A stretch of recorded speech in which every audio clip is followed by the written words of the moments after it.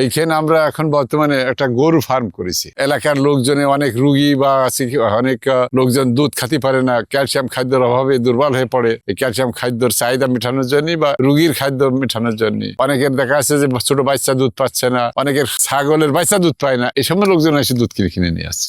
এলাকায় যেসব গরু আছে, দুধ আছে, ওখানে আমাদের এখানে কালীগঞ্জ থানারা ঘোষেরা নিয়ন্ত্রণ করে, কোন জায়গায় বাজার বসতে দেয় না। আর আমরা এখানে নিজস্ব ভাবে এখানে বাজার বসানোর মতো নিজস্ব ভাবে বিক্রি করি, যার জন্য কৃষকরা, পাবলিক যারা চাকরিজীবী সবাই এসে দুধ নিচ্ছে। বিভিন্ন এলাকার থেকে ডাক্তাররা এসে দুধ নিয়ে যাচ্ছে। এই সমস্ত ইট আমরা এখন গুছিয়ে রাখিছি বা এখন এখানে সবুজ ঘাস তৈরি করছি। এই ঘাস খাওয়িয়ে আমরা গরুর রক্ষণাবেক্ষণ করছি বা তার খাদ্য চাহিদা মেটাচ্ছি। আমরা প্ল্যান করছি এখন বর্তমানে কিছু নারকেল গাছ তৈরি করবো। গড়ে 700 মতো নারকেল গাছ লাগাইছি আমরা এলাকার শাকসবজির চাহিদা মেটানোর জন্য, ফলমূলের চাহিদা মেটানোর জন্য নারকেল গাছ, পেঁপে গাছ, বিভিন্ন গাছপালা তৈরি করছে। ময়লা ছিল, তারপরে আগাছা জঙ্গলে ভরপুর ছিল। ওরা পুকুরের ব্যাপারে খেয়াল করার সুযোগ পায়নি। ওরা ইটের টাল নিয়ে লোকজন নিয়ে ব্যস্ত ছিল। 2.5 বছর আগে এটা ইটের ভাটা ছিল।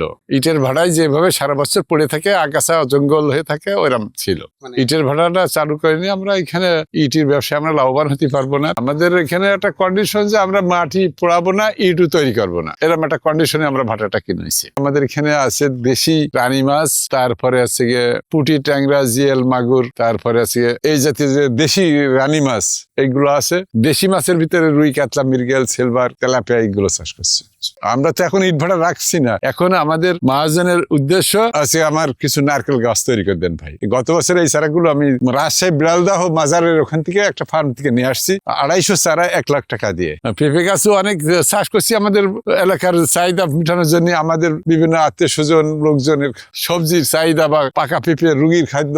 এখানে পাথর টাথর এই সমস্ত জায়গায় পাথরে ভরপুর ছিল। এই মাটি উপর থেকে ভেকু দিয়ে কেটে কেটে আমরা রাস্তা তৈরি করেছি উপরের মাটি দিয়ে। তারপরে আবার ওখানে অন্য জায়গায় মাটি নিয়ে এসে, পুকুরতে মাটি নিয়ে এসে ভরাট করে দিয়ে জায়গা তৈরি। ফার্মটা এই জায়গাটায় এক সাইডই করার কারণ কি, যে ফার্মের এইটা আমরা মূলত কিনে নেওয়া, তো এখানে আরেকজনের এই পোল্ট্রি ফার্ম ছিল। ওই পোল্ট্রি ফার্মটা আমরা কিনে নিয়েছি, নিয়ে শুধু টিন সেট ছিল, নিচেই গরু রাখার পরিবেশ, যে সমস্ত চাড়ি টাড়ি অন্যান্য কাজ, এগুলো তৈরি করে গরু তোলা হয়েছে। মানুষে আগে বলতে কি যে জার্সি জাতের গরু, যে সব গরু 10-20 কেজি করে দুধ হয়, দুধ পাতলা, কিন্তু প্রকৃত তা না। দুধ নিয়ে যে জ্বালালি, ওরা বুঝতে পারছে যে দুধ কি অবস্থা, কিন্তু ঘোষেদের কাছ থেকে কিনলে বুঝতে পারছে যে এই দুধের কি অবস্থা। এখন ঘোষেদের কাছে যাচ্ছে না, আমাদের ফার্মে এসে সব লাইন দিয়ে দাঁড়িয়ে রমজান মাসে যে অবস্থা হয়েছে, সকালবেলায় 2 কেজি, বিকেল বেলায় 1 কেজি, 450 কেজি দুধ হয়েছে। এইভাবে দিতে হয়েছে আমাদের। গত রমজান মাসে আগে দুধ বিক্রি করতাম 60 টাকা কেজি, রমজান মাসে 55 টাকা কেজি দিয়েছি। এলাকার মানুষ যাতে সুন্দরভাবে দুধ খাতে পারে, রমজান মাসে একটা ছাড় দেওয়া হয়েছে। আমরা এখানে ষাঁড় গরু পালন করছি। আমাদের আর একটা ফার্ম আছে, সেখানেও পালন করে আসি। ওই গরু আমরা